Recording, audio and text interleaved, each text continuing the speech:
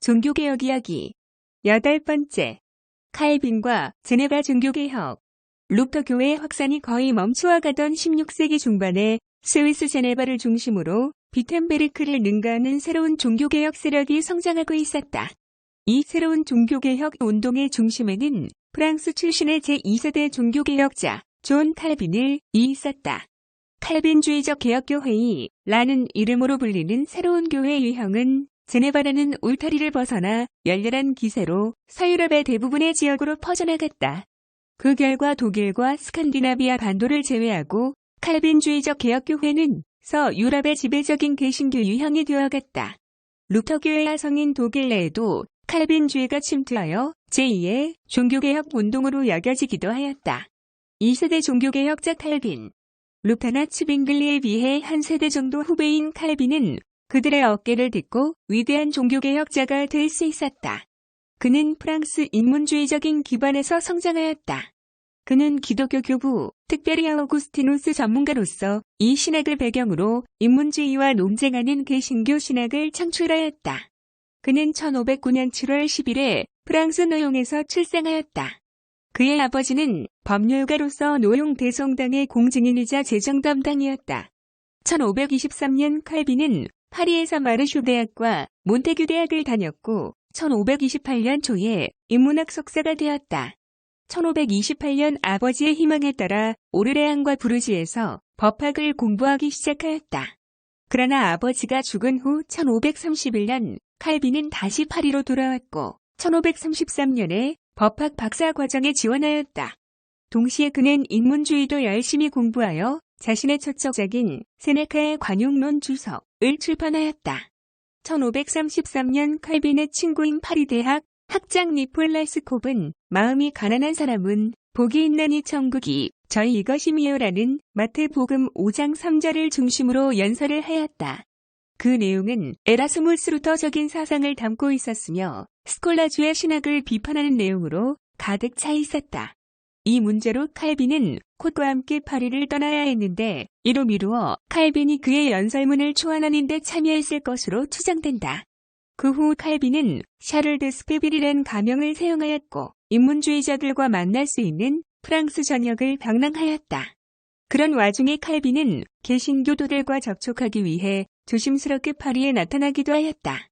1534년 10월에 이단적인 내용의 전단이 왕의 침실까지 등장하자 개신교도들을 향한 심한 박해가 시작되었고 칼빈은 다시 파리를 떠나야만 했다. 그는 잠시 스트라스부르크를 거쳐서 바젤에 정착하였다. 그는 여기에서 스위스의 종교개혁자 파렐, 비레, 블링거와 접촉하였다. 1536년 그는 이곳에서 기독교 강요의 초판을 완성하였다. 자신의 새로운 종교개혁 신학을 총체적으로 기술한 이 기념비적인 책은 구성 형식에서 1529년 루터의 요리문답서를 따르고 있다. 이 책은 우선 프랑스 내의 개신교를 위한 변증으로 쓰인 것이다. 프랑스 왕 프랑스와 1세에게 바친 환사에서 나타난 바와 같이 개신교도는 윈스터 왕국의 제세례파와 달리 그 어떤 정치적인 폭도가 아니라 충성스러운 신하임을 주장하고 있다. 점차 이 책은 칼빈주의적 개혁교회의 전범이 되었다. 칼빈은 이 책을 통하여 한편으로는 가톨릭과 다른 한편으로는 급진적인 종교개혁주의와 논쟁하였다.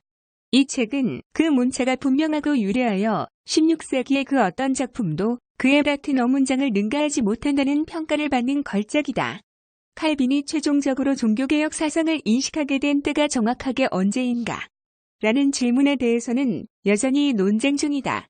분명한 것은 이미 1527년 칼빈은 루터나 부처의 저수를 알고 있었다는 점이다. 그가 1528년 스트라스부르크를 방문한 것도 그의 종교개혁적인 회심에 영향을 끼쳤다고 볼 수 있다. 칼빈 자신의 증언에 따르면 종교개혁적인 전향은 소위 갑작스런 회심으로 이루어졌다. 그의 전향은 내적인 갈등과 투쟁이 있던 1533년 8월에서 1534년 5월 사이에 일어난 것으로 보인다. 이 시점에 칼빈은 자신의 성직록을 포기하였다. 제네바 종교개혁. 칼빈이 본격적으로 종교개혁자의 길로 접어든 것은 1536년 8월 초에 제네바에 잠시 체류한 것이 계기가 되었다. 그는 본래 제네바를 경유하여 파리로 돌아가고자 하였었다. 그는 거기에서 1534년부터 베른의 도움을 받아 제네바의 종교개혁을 시도하고 있던 파르의 요구로 종교개혁에 참여하게 되었다. 공식적인 교회의 직분을 가지고 있지 않던 칼빈은 처음에 그의 요청을 거부한 것처럼 보인다. 그러나 그는 곧 파르과 함께 교리와 교회의 규례를 개정하는 일을 착수하였다. 1537년 칼빈은 제1차 제네바 교리문답을 편집하여 시민들을 대상으로 엄격한 교회의 권징을 시행하였다. 그래서 주일날 베푸는 성만찬에는 거룩한 생활을 하였다는 것을 증명할 수 있는 자들만이 참여할 수 있었다. 이를 시행하는 데 칼빈은 시의회와 협력하였다. 칼빈은 실제적으로 성도들의 삶이 변화될 수 있는 조치들을 취하였다. 심지어 칼빈은 종교개혁적 신앙 고백에 참여하지 않는 시민은 누구든지 도시에서 추방해야 한다고 주장하기도 하였다. 그러나 1538년 부활절에 칼빈과 파렐은 시의회와 갈등을 일으켜 도시를 떠나야 했다. 파렐은 뇌셰텔로 가서 활동을 재개하였고 칼빈은 스트라스부르크로 가서 프랑스 이민자 교회의 설교직을 담당하였다. 그는 그곳에서 마르틴 부처의 도움을 받았고 신학 연구에 몰두하였다. 그는 1539년 기독교 강요 두 판과 로마서 강해를 출판하였다. 1541년 주의 만찬에 대한 안내서를 저술하여 루터의 동의를 얻기도 하였다. 이 기간 제네바의 종교개혁은 지지부진하였으며 심지어 제네바를 다시 국교로 회귀시켜야 한다는 요구가 등장하기 시작하였다. 그러자 제네바의 개신교 목사들은 위기감을 느껴 칼빈을 제네바로 다시 불러들였다. 1541년 11월 20일 칼빈의 주도적인 노력으로 교회 규례가 시의회를 통과하게 되었다. 이 교회 규례는 기독교 강요, 다음으로 제네바 교회에 중요한 역할을 하였다. 이 규례는 스트라스부르크 개혁자인 마르틴 부처의 영향을 받았다. 이 규례에 따르면 교회 직제는 목사, 교사, 장로, 집사로 구분된다. 장로는 일주일에 한 번 목사들과 함께 콘시스토아에 참여하여 공동체의 질서를 관리하였다. 콘시스토아와 함께 시의회는 규례를 어기는 시민들을 통제하였다. 새로운 교회의 규례는 도시의 도덕적인 생활에도 관여하여 분쟁이나 비방, 금전사기나 절도, 화려한 복장이나 사치를 규제하였다. 새로운 교회 규례는 1541년부터 1545년까지 매우 성공적으로 시행되었다. 칼빈과 시의회는 일종의 신정 정치를 제네바에 정착시키는 데 협조하였다. 그러나 이러한 통치는 법적으로 매우 엄격하여서 때로 복음이 주는 자유와 창의성을 배제하고 억압하는 측면이 있었다.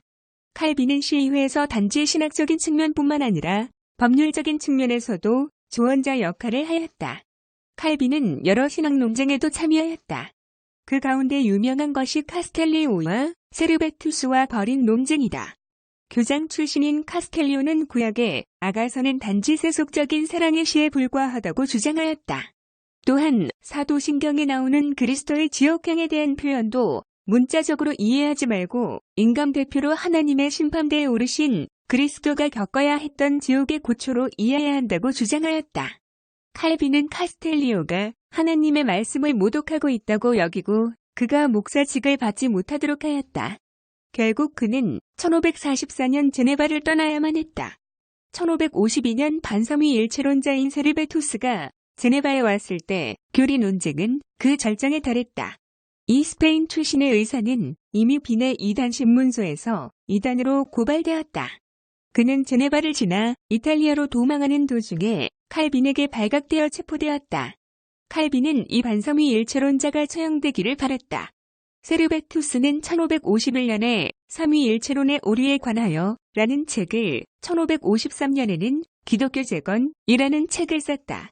제네바시 의회는 바젤을 제외한 모든 다른 스위스 개신교 지역들과 함께 그에게 사형을 선고하였고 결국 그는 화형에 처해졌다. 이 재판의 결과로 제네바에서 칼빈의 지위는 강화되었으며 1554년 부활절 시의회 선거에서 칼빈파가 득세하게 되었다. 칼빈은 정통신앙의 수월한 글을 통해 세르베투스의 처형을 정당화하였다.